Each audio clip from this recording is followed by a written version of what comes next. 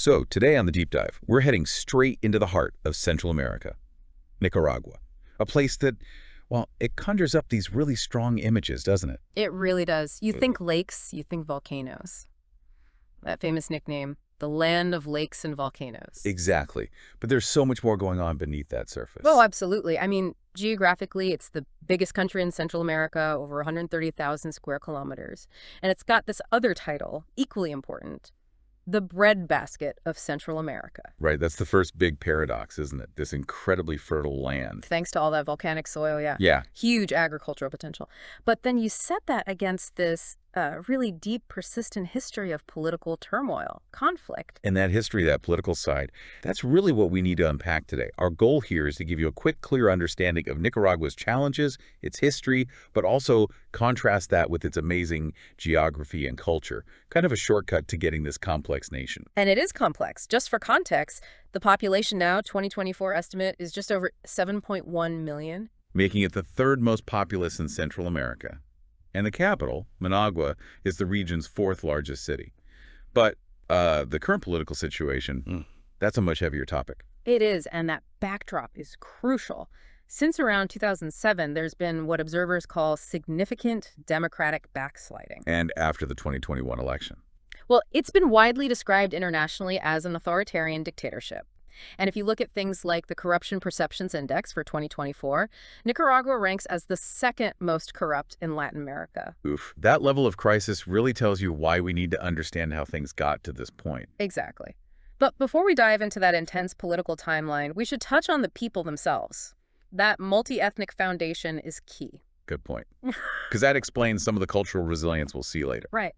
You've got this foundational mix, mestizo, indigenous peoples, European heritage, African heritage. It's a real melting pot. And that mix fuels the culture. Absolutely. It creates this incredible diversity. It's how Nicaragua produced figures like Rubén Darío, the poet. He's not just a local hero. Internationally, he's seen as the father of modernism. That blend gives the culture a unique flavor that you can't easily pin down. Okay, let's dig into that history, starting with the name itself, Nicaragua. Because there's been a major rethink on this, hasn't there? There has. For, well, centuries, the accepted story was pretty simple. The one I learned. Chief Nicaragua plus Agua, Spanish for water, referencing the big lakes. That's the one. Chief Nicaragua, the cacique the Spanish met, plus Agua. Lake Nicaragua, Lake Managua. Neat. Simple. A nice story of European indigenous blending. But historians threw that out. Fairly recently, too, like 2002. Yeah, linguistic evidence basically dismantled it. It turns out the Spanish probably met. His name, based on historical records, seems to have been Macalmiquistli. Macalimiquistli. Okay, definitely not Nicaragua. So where does Nicaragua come from then? The current thinking, the modern consensus, points to Nahuatl. Specifically, the phrase Nicanawak. This was apparently the indigenous name for Western Nicaragua. Nicanawak, and that means... Here, surrounded by water. Ah. Right? Nican means here, and Lohawk means surrounded by water. It fits perfectly. You've got the Pacific, the two massive lakes, all the rivers. It roots the name in the landscape and the Nahuatl language, not a Spanish mistake about a chief's name. That makes so much more sense. A geographical description, not just a name. Exactly. Though there are some related theories, like Nicanahua, here are the Nahuas, or the Kittlnahuac, here by the water. But the core idea is location and water. That's a fascinating shift. Okay, so pre-Columbian Nicaragua, sources say it was inhabited way back, 12,000 BCE. Yeah, humans have been there a long, long time. But by the time the Spanish show up, you've got these two really distinct cultural zones already established. Setting up divisions that lasted. Absolutely. Western Nicaragua, those Pacific lowlands, flat, super fertile volcanic soil that was Mesoamerican territory. Groups like the Corategas, the Nicaraos, the Subtiabas, they migrated down from Mexico, places like Chiapas, Guerrero. Think Coltec Aztec connections, settled agriculture, towns. And the eastern half, the Caribbean side. A completely different world, culturally speaking. The center and the Caribbean coast were home to Macro-Chibchen language groups. Mosquito, the Rama, the Mayanya. Their links were more towards the Isthmus and the Andes, maybe modern Colombia. So not settled farmers. More hunting, gathering, fishing, slash and burn agriculture in the rainforests. A total contrast to the Pacific side. And this split basically maps onto the colonial experience too, doesn't it? Perfectly foreshadows it. Columbus technically hit the Mosquito Coast first, 1502, but he didn't really encounter anyone or stick around. The real clash, the permanent Spanish presence, started 20 years later, on the Pacific side. 1522. Gil Gonzalez Davila arrives. He meets McCool McQuisley. Right, though they didn't just roll over. Chief Diriangén of the Cortega apparently fought back hard and pushed González Dávila out initially. But the Spanish came back, and 1524 becomes key. That's when Francisco Hernández de Córdoba establishes the two main colonial cities, Granada, down by Lake Nicaragua, and León, west of Lake Managua. And Granada, that's got a special claim. Oldest continuously inhabited colonial city in the Americas. Wow. But even then, among the conquistadors themselves, things got ugly fast, setting a pattern, really. Oh, immediately. The War of the Captains. Córdoba, the founder of León and Granada, basically tried to break away from his boss, Pedro Arias Dávila. Who was known for being pretty ruthless. Extremely. Arias Dávila marched up, captured Córdoba, and had him publicly beheaded right there in León. It just set this tone of violence, internal power struggles. Arias Dávila then moves his own base to León in 1527, making it the colonial capital. Brutal. Now, you mentioned the Mosquito Coast. While the Spanish are consolidating power on the Pacific, the Atlantic side, different story. Completely different trajectory. And you really need to grasp this to understand Nicaragua's internal divides today. The Spanish focused on the Pacific lowlands, the Nahua and Corotega lands, creating that mestizo majority. But the entire Caribbean coast, the Mosquito Coast, that was settled and later colonized by the English, starting in the 17th century. So, not governed from New Spain like the West, British influence instead. For centuries, which means you get a totally different cultural mix. Strong Anglican, Moravian church communities, English and Mosquito Coast Creole languages widely spoken, especially around Bluefields. Even after Britain officially handed over the protectorate to Nicaragua in 1860, the region stayed pretty autonomous until 1894. So that separation, that distinct identity, it carries right through into the independence era. Absolutely. Which brings us to 1821, independence from Spain. Nicaragua joins the United Provinces of Central America for a bit, then becomes its own republic in 1838. And what happens almost immediately? To civil war, based on location. Exactly, the classic rivalry. The liberal elite based in León versus the conservative elite based in Granada. León, the old colonial capital, center of liberalism. Granada, the economic powerhouse, the conservative stronghold. This fight dominated the first 50 years of independence. And it was so bad, they had to pick a neutral spot for the capital. That's why Managua became the capital in 1852, a deliberate attempt to mediate between León and Granada. But all that chaos, that internal division, it left a power vacuum, and that's when things get really weird with foreign interference. Enter William Walker, the American filibuster. This whole episode feels unreal. It really does. So you've got the Civil War raging, right? And this is peak California gold rush time, mid-1800s. Nicaragua suddenly becomes this super important route for Americans trying to get from the East Coast to California using the San Juan River and Lake Nicaragua. Okay, so strategic transit point. Hugely. And the liberals, losing their war against conservatives, get desperate. In 1855, they actually invite this American adventurer, William Walker, to come help them fight. And he does more than just help. Oh, yeah. He ends up staging this, well, completely farcical election and declares himself president of Nicaragua. An American mercenary becomes president. How long did that last? Less than a year. It was just absurd and humiliating for the whole region. It actually took a combined army, Costa Rica, Honduras, El Salvador, Guatemala, plus Nicaraguan forces to finally kick him out in 1857. The National War, they call it. That brave unity against Walker actually led to a period of stability, didn't it? Conservative rule for a few decades. It did, about 30 years. But that idea of Nicaragua as a transit route, maybe even a canal route, that never died. And that interest, especially from the U.S., leads straight to the next big intervention, the U.S. occupation. Right. The potential Nicaragua Canal, that was always the prize. In 1909, the U.S. backs rebels against President Zelaya. He was seen as too nationalist, trying to regulate foreign companies, maybe talking to other countries about a canal. The U.S. basically forces him out, sends warships. And then the Marines land, and they stay for a long time. Pretty much continuously, from 1912 to 1933.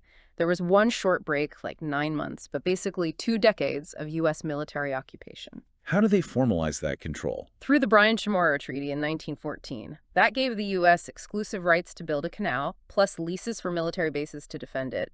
It essentially locked in U.S. dominance over Nicaragua's future development. The whole point of the occupation was to keep things stable. Stable for U.S. interests, that is. But that kind of long-term occupation inevitably sparks resistance. And it did, a really powerful resistance. By the late 1920s, you get this figure emerging, General Augusto Cesar Sandino. He leads this incredibly effective guerrilla war against the U.S. Marines and their Nicaraguan allies, from 1927 right up until the Marines leave in 33.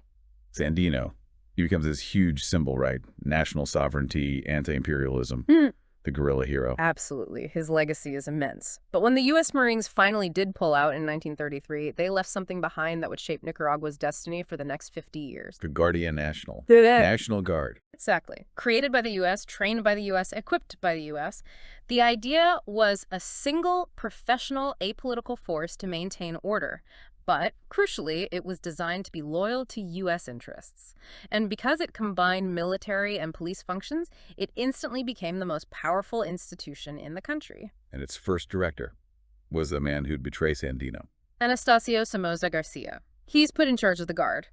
Meanwhile, Sandino, after the Marines leave, actually negotiates a peace deal with President Sacasa. Gets amnesty, a land grant for an agricultural cooperative. So peace seemed possible. For a moment. But Somoza saw Sandino as a rival, a threat to the Guard's power and to his own ambitions. The peace deal was cynical. February 21st, 1934, Sandino goes to the presidential palace in Managua to finalize things with Sacasa. As he's leaving, Ambush. National Guard soldiers under Somoza's direct orders stop his car, kidnap him, execute him that same night. Just like that. The national hero, murder. And it didn't stop there.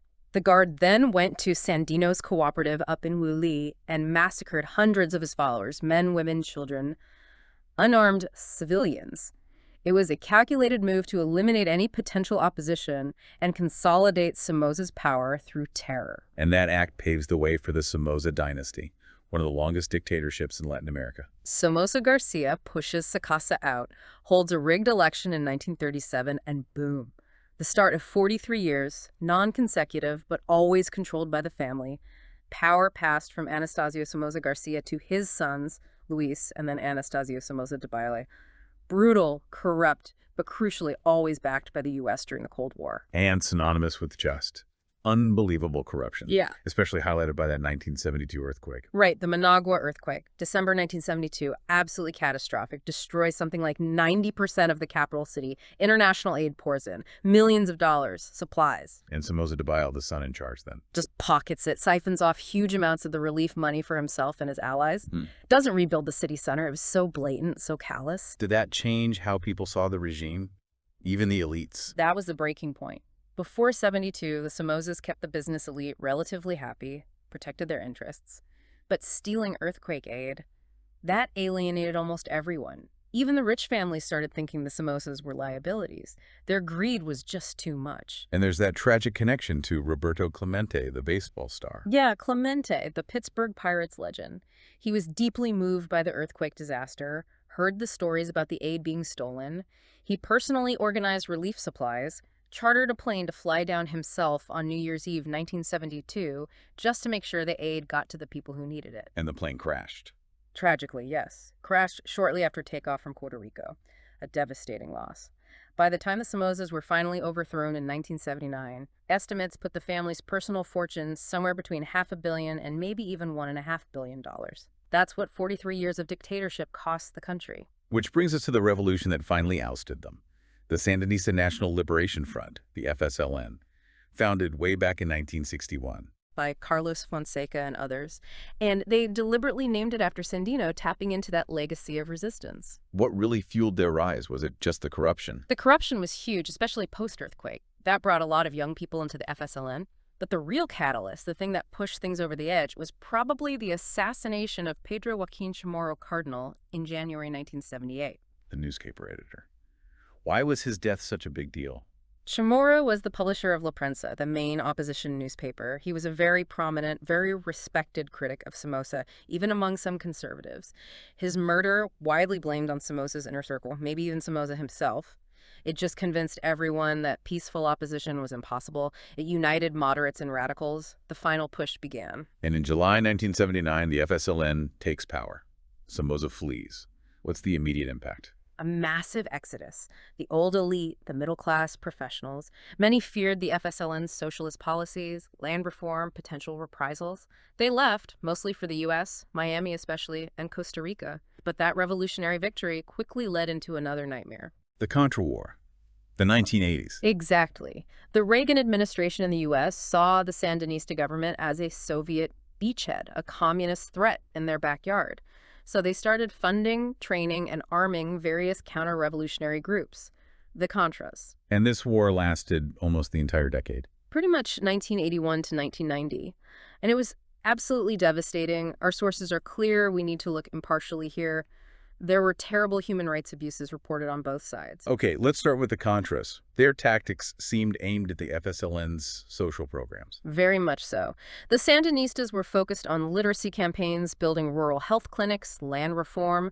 The Contras, according to numerous reports from historians and human rights groups, engaged in a systematic campaign of terror in the countryside. They allegedly targeted those symbols, destroying schools, health centers, farming co-ops, widespread accounts of murder, rape, torture against civilians suspected of supporting the government. It seemed designed to stop the FSLN from succeeding. And the U.S. role wasn't just funding, was it? They were directly involved. Oh, absolutely. Direct economic sabotage. Famously, the CIA mined Nicaragua's main harbor, Corinto, in 1984. Which led to that World Court case. Exactly. Nicaragua took the U.S. to the International Court of Justice. In 1986, the ICJ ruled the mining was illegal, violated international law, and ordered the U.S. to pay reparations, which the U.S. never did. And there was that CIA manual, too. Right. The ICJ also found the U.S. had produced this manual, Psychological Operations and Guerrilla Warfare. It basically advised the Contras on things like, well, how to rationalize killing civilians, how to neutralize local officials, and then, of course, the whole thing blew up with the Iran-Contra affair in '86.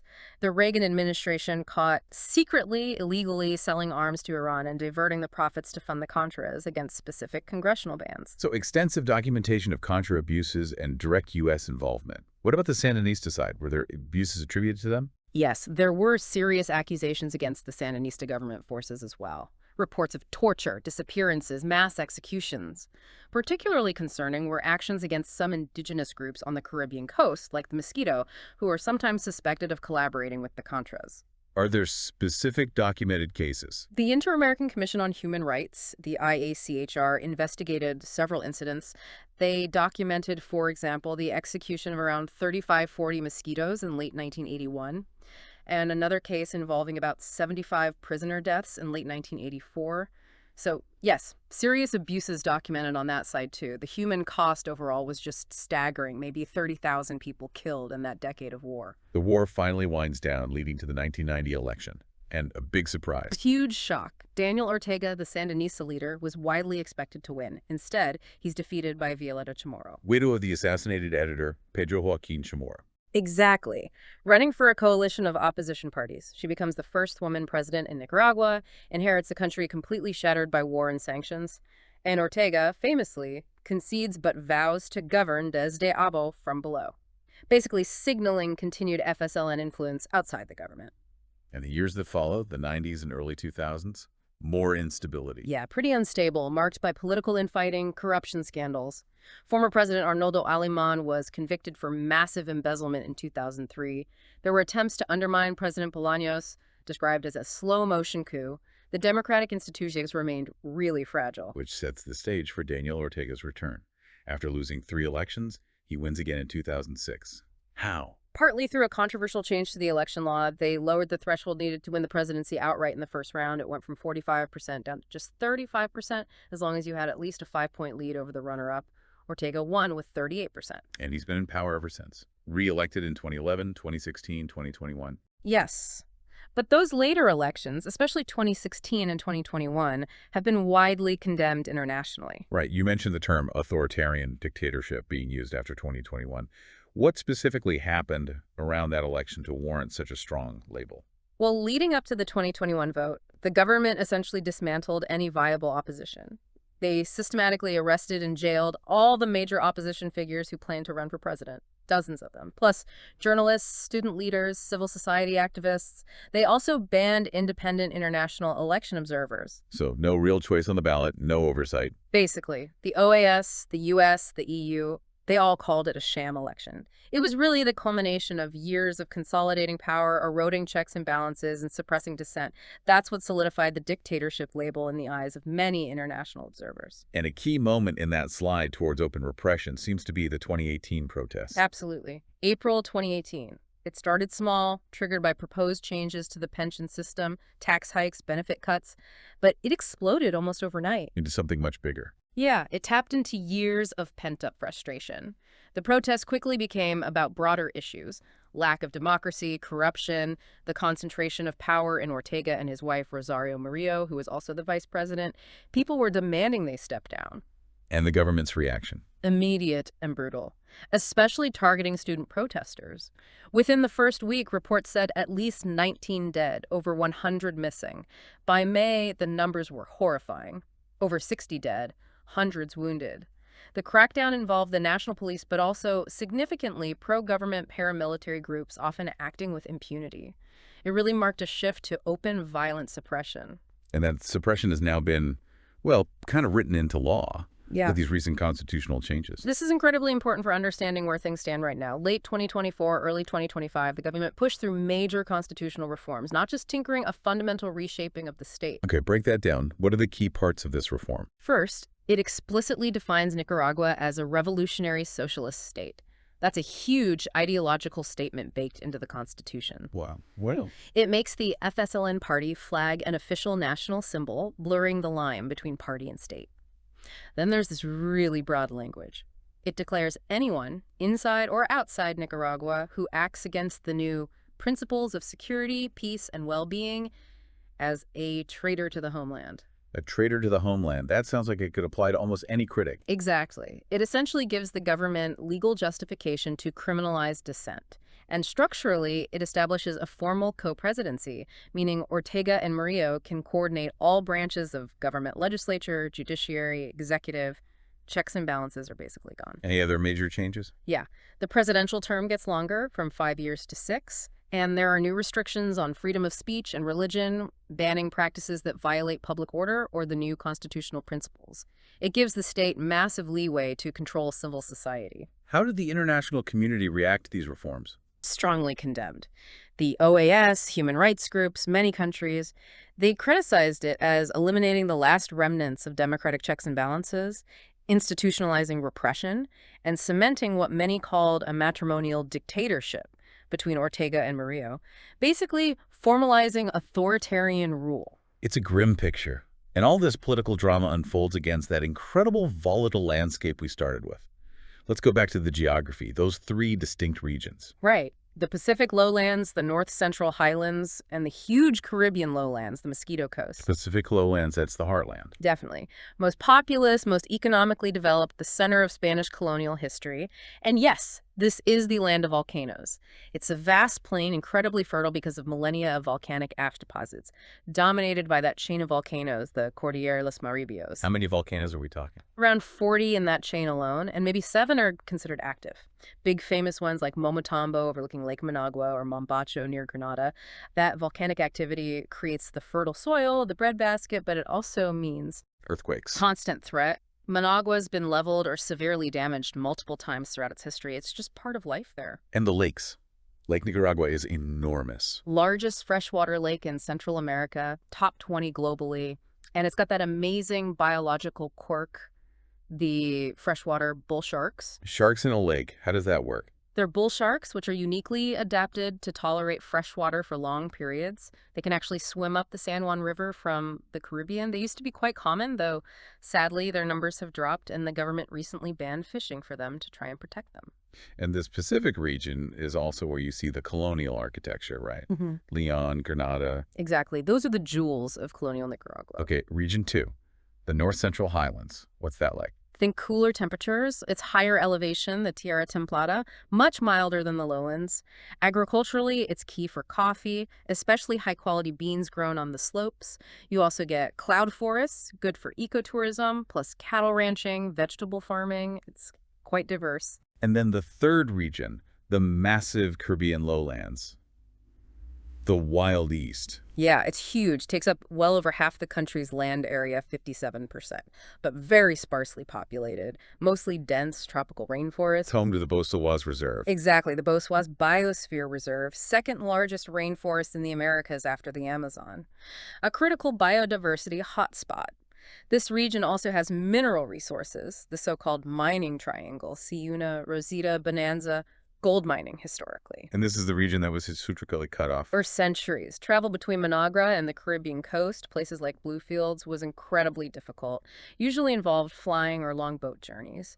That physical isolation reinforced the cultural and linguistic differences. The English, the Creole, the indigenous languages, the Protestant churches, it really felt like a different country sometimes. Until recently. Yeah, a major breakthrough was the completion of an all-weather highway connecting the Pacific side to Bluefields in 2019. For the first time, there's reliable road access linking the two halves of Nicaragua. That's a huge deal, potentially. Shifting to foreign policy. Nicaragua seems to carve its own path, sometimes controversially. Very much an independent foreign policy, driven by the FSLN government's ideology. You see it in votes at the UN, like voting against condemning Russia's invasion of Ukraine in 2022. And more recently, breaking ties with Israel. Yes, in October 2024, citing the situation in Gaza, they condemned Israel's leaders using very strong terms, fascist and genocidal. It aligns with their historical anti-imperialist stance and solidarity with Palestine.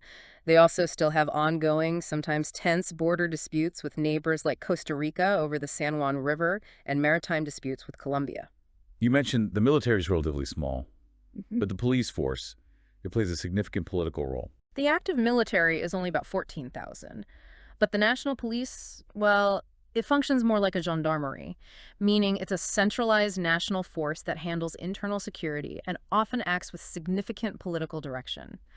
Reports, including from the U.S. State Department, consistently cite problems like corruption, arbitrary arrests, political detentions, torture in custody, and harsh prison conditions. It's seen as a key tool for maintaining the current government's control. Okay, let's talk economics. Because despite being the breadbasket, Nicaragua remains one of the poorest countries in the hemisphere. Consistently. In terms of nominal GDP per capita, only Haiti is generally lower in the Americas. Poverty rates are stubbornly high. Back in 2010, almost half the population, 48%, lived below the poverty line. And for indigenous communities. Even worse, studies around 2008 suggested maybe 80% of indigenous people were living on less than $1 a day. Deep structural poverty. And agriculture is still the foundation. Absolutely dominant. Employs almost 30% of the workforce, generates around 60% of all export earnings. Coffee from the highlands is huge. Bananas, sugarcane, traditional exports. And increasingly, tobacco has become a really significant cash crop, especially since the 90s. But for people living in cities, not on farms, what's the reality? The informal sector. Huge. The vast majority of the urban poor depend on it. We're talking small-scale stuff. Street vendors, market stall holders, people working out of small home workshops, tinsmiths, seamstresses, bakers, laundresses. It's mostly self-employment or tiny enterprises operating outside formal regulations, taxes, labor laws. And hard to survive on. Very low earnings, very precarious. Most families need multiple people working, often long hours, just to scrape by. It requires incredible effort. While at the very top, a tiny elite. A very small oligarchy, maybe 2% of the population, controls a disproportionate amount of the wealth and power. Often generational fortunes, deeply intertwined with politics, controlling key sectors like finance and trade. Given this poverty and inequality, remittances must be vital. Money sent back from Nicaraguans abroad. Absolutely critical. It's estimated that remittances make up over 15% of the entire GDP. We're talking close to $1 billion a year flowing in, mostly from the U.S. and Costa Rica. Why so many people abroad?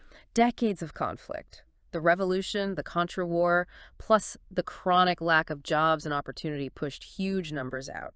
It's estimated maybe 1 out of every 6 Nicaraguans now lives outside the country, primarily in the U.S. and Costa Rica.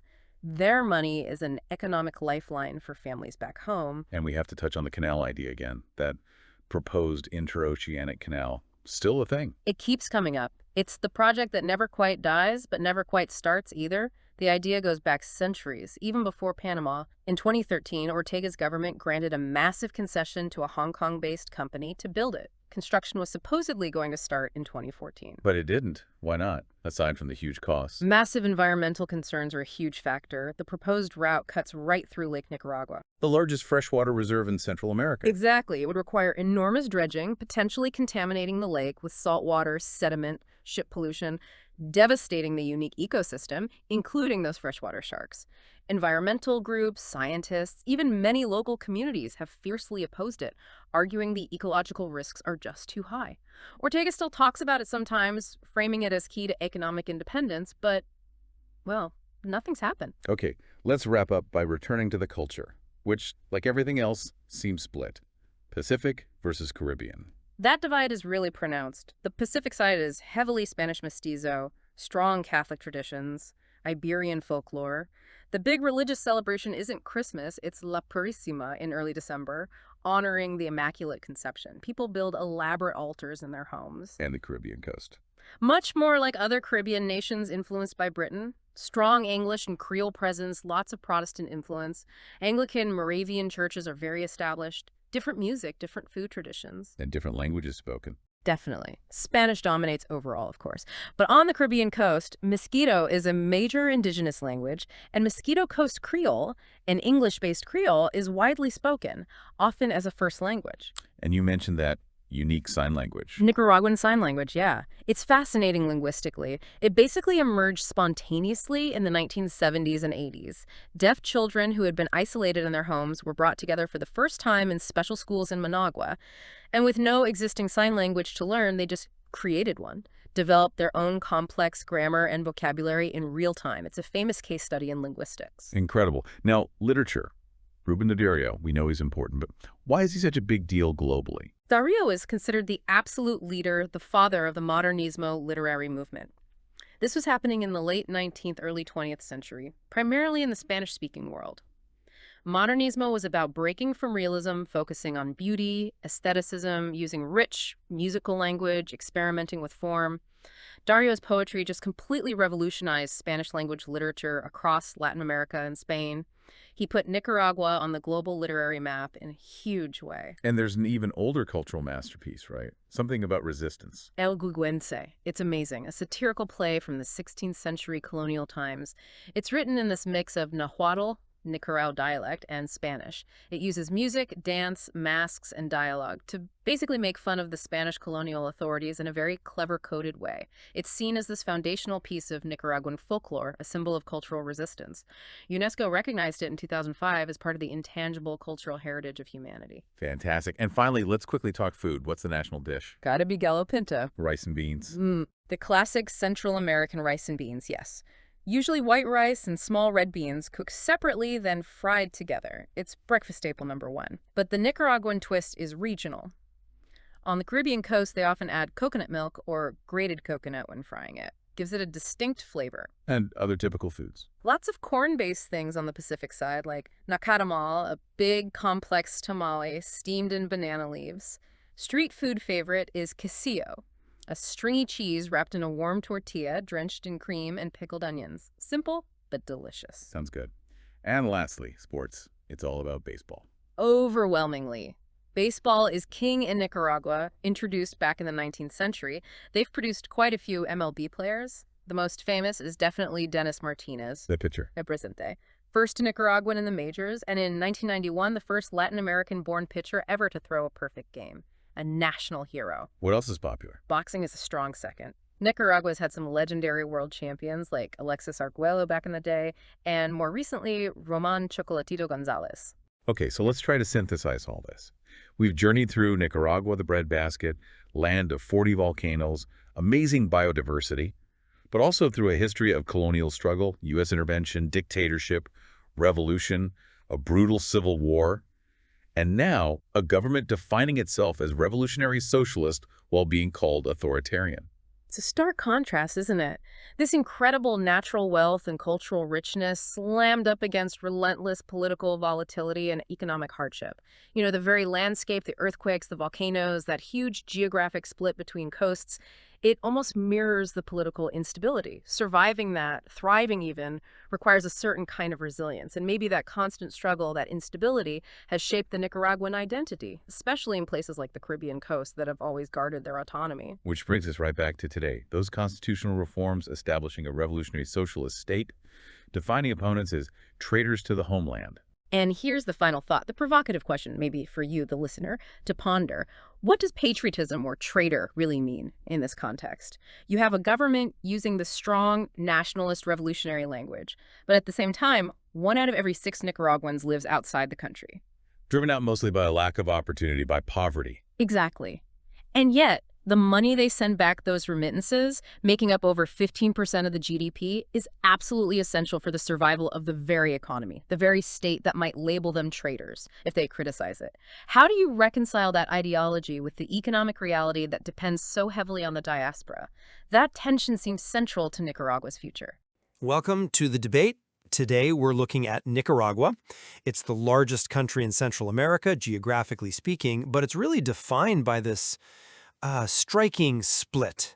You've got the fertile Pacific lowlands, the historical breadbasket, densely populated Spanish colonial roots, and then there's the huge rainforested Caribbean mosquito coast, which has a very different history, much more under British influence. And this enduring duality, it really brings up a fundamental question for us. How should we actually conceptualize Nicaragua's historical and political unity? Is it one thing or two? My argument today is that the national story, politically, demographically, it's really been overwhelmingly defined by the Pacific core. Its conflicts, its governing structures, that's where the center of gravity lies. And I come at this from quite a different perspective. While yes, the Pacific certainly holds the reins of political power now, I'd argue Nicaragua's whole character is fundamentally rooted in this persistent structural dualism. The separate path historically taken by the English-influenced Caribbean side created this deep cultural, linguistic, and administrative rift, one that's just never been adequately integrated. And that defines Nicaragua as, well, an intrinsically bifurcated nation. Okay, well, my perspective really starts with the history and the geography. The national narrative, I mean, right from the moment the Spanish really settled permanently in 1524, it's been focused entirely on the Pacific region. León and Granada, they became the pillars of the whole colonial project. Right. And when independence came in 1821, the political struggles that followed, the liberals in León versus the conservatives in Granada, those were exclusively Pacific affairs. Managua even became the capital, 1852, I think, specifically to sort of mediate that rivalry. That whole process really cemented the Pacific lowlands as the country's demographic and economic heartland.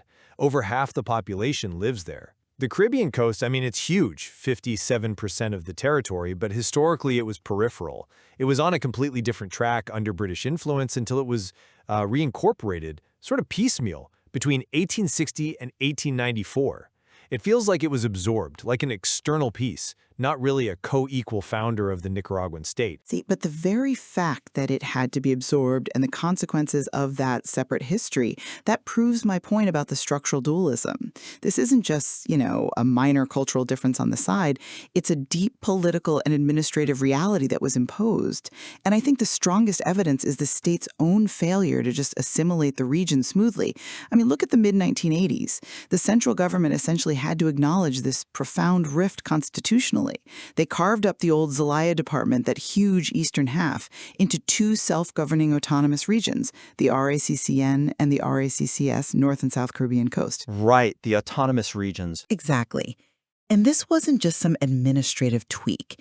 It was a necessary political concession, granting at least limited self-rule to the Black Creoles, and particularly the indigenous groups, the Mosquito, the Rama, the Mayangna. These groups, they've retained distinct cultural traditions. They often speak English-based Creoles or their own indigenous languages. It's fundamentally different from the Spanish-speaking mestizo culture of the Pacific. This forced administrative duality, it really highlights the structural nature of the split, not something peripheral. Okay, so we've kind of laid out the 2 different historical narratives here. Let's maybe dig into the core debate now and look at which region has really driven the key moments of, let's say, national identity and conflict. That's an interesting point you raise about the autonomous regions. But I would argue that those administrative solutions are actually a direct result of the Pacific Corps' dominance. I mean, think about the key conflicts that really shaped the modern Nicaraguan state as we know it. The U.S. military occupation, 1912 to 33, the rise of Sandino, the long Somoza dynasty, and then, of course, the Nicaraguan Revolution itself. Weren't all of these struggles essentially originating from and directed at seizing control of the established state machinery, and that machinery was housed squarely within the Pacific Corps? Hmm. When we talk about national stress points, I mean the most devastating recent conflict, the war between the Contras and the Sandinistas, the FSLN. It caused, 30,000 deaths, it wrecked infrastructure, and that was centered overwhelmingly in the Pacific political sphere. That, I think, shows the true locus of national identity and conflict. I'm just not fully convinced by that line of reasoning, because the Contra War itself, it ruptured profoundly right along the fault lines of this very dualism we're talking about. It actually illustrates how the Pacific Corps' attempt at monolithic control caused some of the worst violence, especially in the periphery. Think about it. The Sandinistas' imposition of central rule from Managua almost immediately triggered resistance among the Mosquito and other indigenous communities on the Atlantic coast. Okay, yes, there was resistance there. Absolutely. And the government's response? Well, it wasn't just a contained political disagreement, was it? There were accusations of extreme human rights abuses. We have the documented execution of, 35 to 40 mosquitoes in December 1981. That's just one example. This was a conflict where any idea of a unified national identity completely failed. It really proved that the east-west boundary is a persistent point of structural fragility, not just some sideshow. You're absolutely right to point out the terrible consequences of the conflict in that region. But I'd argue that violence occurred precisely because the Pacific Corps was attempting to exert centralized power. The structural dualism became a battleground. Yes, I concede that. But the war itself, the revolution and the counter-revolution, was fundamentally a struggle over which Pacific-based elite group would govern the country from Managua. I mean, when people think of the Nicaraguan Revolution, they think of the siege of Leon, the fall of Somoza's bunker in Managua, these Pacific events. They don't primarily think of isolated skirmishes on the Mosquito Coast, even if those were brutal.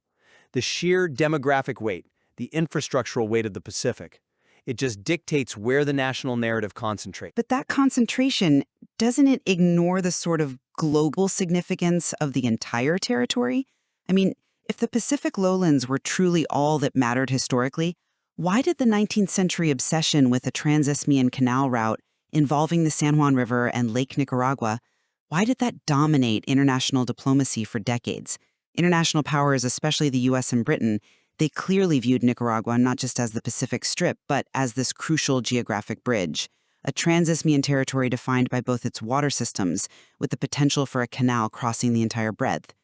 This long-standing international interest in Nicaragua's whole geography, I think it challenges the idea that the Caribbean was ever truly peripheral in a strategic sense. It just wasn't controlled by the same Spanish-descended elite. That's a powerful point about international perception. I'll grant you that. Okay, let's maybe shift our analysis now from political conflicts to economic realities. The question here is, does the way wealth is generated reinforce the Pacific Corps' dominance, or does the economic fragmentation actually speak more to that enduring dualism you emphasize? Well, I think the national economy remains fundamentally fragmented. And this is where the dualism becomes really painfully apparent. Nicaragua is still one of the poorest countries in the Americas. And while, yes, the Pacific lowlands benefit from that incredibly fertile volcanic soil supporting key exports like coffee, cotton, sugar, the Caribbean region, conversely, has been heavily exploited for its resources without achieving anything close to equitable integration. Exploited how so specifically? Well, the eastern region holds most of the country's mineral wealth, particularly in the area they call the mining triangle, Ciuna, Rosita, Bonanza. But historically, the wealth extracted from that mining flowed west, enriching elites based in Managua. It left the local Caribbean population, largely indigenous and Afro-descendant, with really inadequate infrastructure and very little development benefit. This disparity in wealth and opportunity, where you see indigenous people disproportionately suffering, it feels deeply rooted in the dualism, resource extraction without real political or financial inclusion. I see why you'd frame it that way. that resource exploitation highlights fragmentation. But let me offer a slightly different perspective on that. I think economic activity can be seen as a proxy for national financial focus and also for oligarchical control. And that control I maintain remains firmly anchored in the Pacific. Western Nicaragua is the undisputed economic and demographic core, because the good soils and the favorable climate combine there to support the high-value, capital-intensive agricultural exports. The really wealthy upper class, the oligarchy, maybe 2% of the population, they derive their fortunes and their political power from staples like coffee, cotton, beef, sugar, grown primarily in the Pacific and the central highland regions adjoining it. From that perspective, the Caribbean is structurally marginal to the centralized wealth generation that really defines the Nicaraguan state. It's a source of raw materials, yes, timber, minerals, but the capital, the processing, the political decisions about the economy, they all remain firmly in the West. But that argument about centrality, isn't it visually symbolized by the very infrastructural gap you yourself mentioned earlier? The fact that actually traveling by road, by highway, from the capital, Managua, all the way to the Caribbean coast was virtually impossible until 2019. That speaks volumes about national priorities, doesn't it? How can we seriously talk about a unitary state or a unified economic focus when, for centuries, the governing elite basically chose not to build a fundamental transportation link connecting almost 60% of the national territory? This wasn't just an oversight or an inconvenience. It feels like an active policy choice, a decision, conscious or not, to marginalize and exploit rather than integrate the Caribbean. That physical disconnect, it just reinforces the structural dualism by ensuring capital and people couldn't move freely, cementing the separation. That infrastructural chasm is certainly, well, damning evidence of marginalization, I agree. But I'd argue it only reinforces the dominance of the Pacific Core's economic agenda. Ask yourself, why would the oligarchical elite, whose wealth came entirely from coffee and beef grown in the West, invest massive state capital in connecting to a sparsely populated region, especially when the primary economic output from there, mining, forestry, could be extracted, albeit perhaps less efficiently, via sea or river transport? The lack of that highway isn't necessarily a failure of unification. You could see it as the logical outcome of a purely Western-centric financial calculation. The Pacific Core determines where the capital gets spent, and the fact it prioritized internal Western roads over a truly national connection, well, that just proves the primacy of the Pacific's interest in their own view. Okay, let's move to our third and perhaps final point for today, the recent political trajectory. We've seen Daniel Ortega's government shift increasingly towards authoritarianism since about 2007. Does this move toward highly centralized power confirm the supremacy of the Pacific Core, as I might argue, or is it perhaps, as you might see it, a direct response to the persistent challenge of dualism? For me, the recent political trajectory clearly confirms Pacific Core dominance. The, what observers call democratic backsliding, the shift towards an authoritarian dictatorship, this represents a definitive reassertion of Pacific-centric political control. Look at the constitutional reforms pushed through in early 2025. They defined Nicaragua as a revolutionary socialist state and established this unusual co-presidency. These moves solidify power structures that originate entirely from the FSLN, the Sandinista National Liberation Front, which is fundamentally a movement founded, based, and operating out of the Pacific. These measures seem designed explicitly to institutionalize central rule from Managua over all regions, essentially overriding or absorbing regional differences, reinforcing that historical dominance of the political core. That's a compelling argument, certainly about centralizing power. But have you considered that the very intensity of the current authoritarianism, the sheer scale of repression against opposition, the arbitrary arrests, the tight control over media, is perhaps amplified precisely because the central government views this historical dualism as an inherent threat, a threat to their vision of monolithic, singular control. The perceived need for these really extreme reforms the OAS, the Organization of American States, condemned quite harshly, calling it an aberrant form of institutionalization, a matrimonial dictatorship, because of the power concentration in the presidential couple. Isn't that an explicit effort by the Pacific Core to stamp out any remnant of separate authority? Let's be specific about the institutional threat, though. The co-presidency model, it is absolutely a mechanism for centralizing power within the FSLN leadership structure, which, as we've said, is entirely based in Managua. And while the crackdown affects everyone opposing the regime, the constitutional change itself, defining the state as revolutionary socialist, that's a philosophical declaration. It's about the core ideology held by the ruling elite, who are predominantly mestizo, Spanish-speaking, and Pacific-based. It's a statement about the kind of state they want to impose, which seems a uniquely Pacific political phenomenon. The Caribbean groups, with their very different histories, languages, cultures, they've always seemed secondary, at best, to this kind of ideological project emanating from the West. But the central government isn't just targeting, say, political opposition parties in Managua. They seem to be systematically dismantling the very institutional mechanisms that actually represent the dualism itself. Those autonomous regions, the RSCCN and RSCS, established back in the 80s, they were meant to grant a degree of self-governance, a constitutional recognition of the Caribbean's unique status. When a strongman regime feels the need to use constitutional force to effectively dissolve or neuter those autonomous bodies, doesn't that confirm that the dualism isn't just some peripheral issue? It suggests it's structural enough to be perceived by the center as a genuine threat to their model of a unitary FSLN state. The core has to actively suppress the dualism, which ironically confirms its enduring importance and reality. We have certainly explored this deep tension between what I see as the unitary vision driven by the Pacific Core and the persistent reality of structural dualism that you highlight. My position reflecting on this remains pretty firm. The historical data, the demographic weight, the political trajectory, it all consistently confirms that Nicaragua's center of gravity has always been and remains the Spanish-colonized Pacific lowlands. The country's major struggles, civil war, foreign occupation, the current slide back into authoritarianism, they really are best understood as a series of conflicts over who controls this dominant core.